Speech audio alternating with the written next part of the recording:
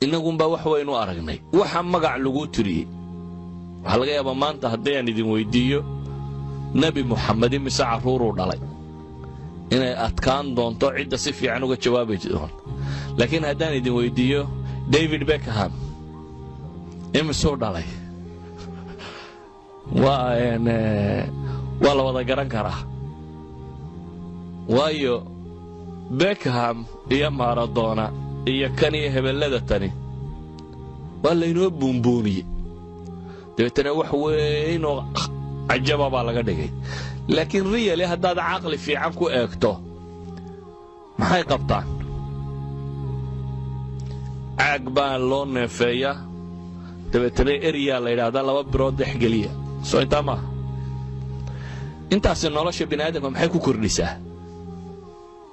caag haddii la neefeeyo oo dabeetana 2 birood laga dhex saaro waxba kuma kordhiso laakiin waxa loogu talagalay in qaabkan laynoo fakarsiiyo waxa la yidhi ninka kani caaggaa la neefeeyey 2 birood la dhexeeyo $40 milyan oo daale ku qaataa $40 million ayuu ku qaataa waxa jira Western Europe dhalinyarada waxa loogu talagalay in la mashquuliyo qofku markuu dhalinyaro yahay in la mashquuliyo qaab waxbarasho dheer in la geliyo 12 sanadooda oo asliyan ku salaysan in da'da intuu ka yariyo qofka si loo hay karo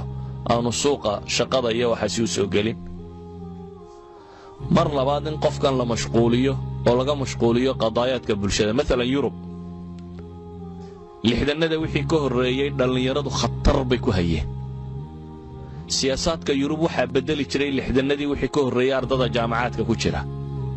France oo kale 1968 kii ardadii jaamacaadku inqilaabadii waxay sameeyeen waxay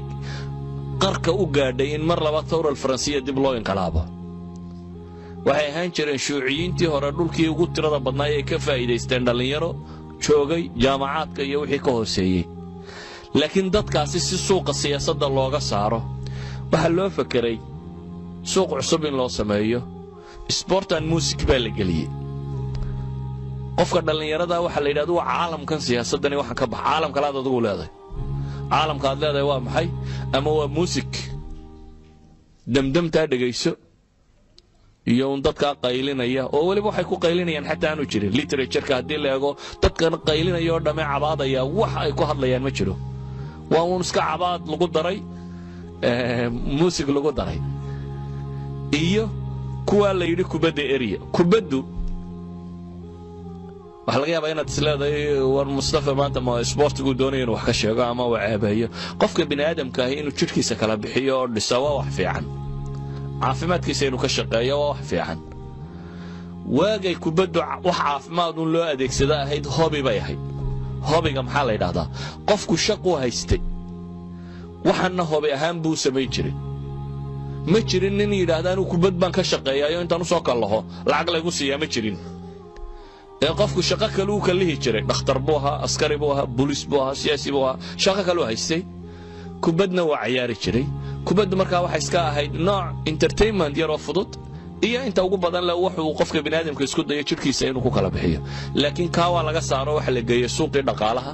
waxa laga dhigay shirkadka ugu waaweyn ee maalqabeena waxa laga dhigay inamada yaryar ka dhex boodbooda in mid waliba 40 milyan qaato waxa laga dhigay in dadkoo dhan usbuuc dhan dunida dhamay TV-yada hor fadhida la yiraahdo koobkii dunida la ciyaaraya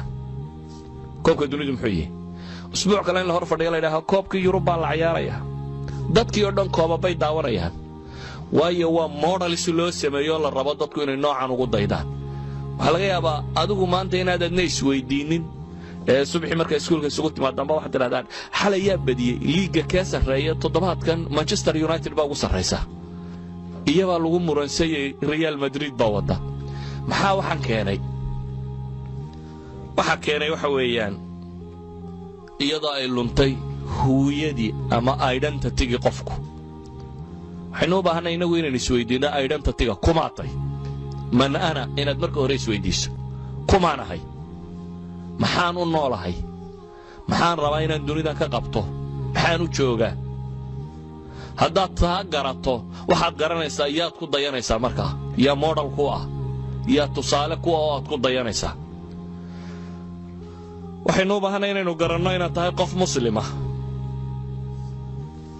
muslima oo ilaahay rumeeyay subxaanahu wa tacaala waxaad garanaysaa noloshu inaad wakhti yar joogayso wakhtigaa yar aad joogtaana inuu yahay wakhti lagu itixaamayo lagugu talagalay inaad ka faa'iidaysato waxaad og tahay in aad dhiman doonto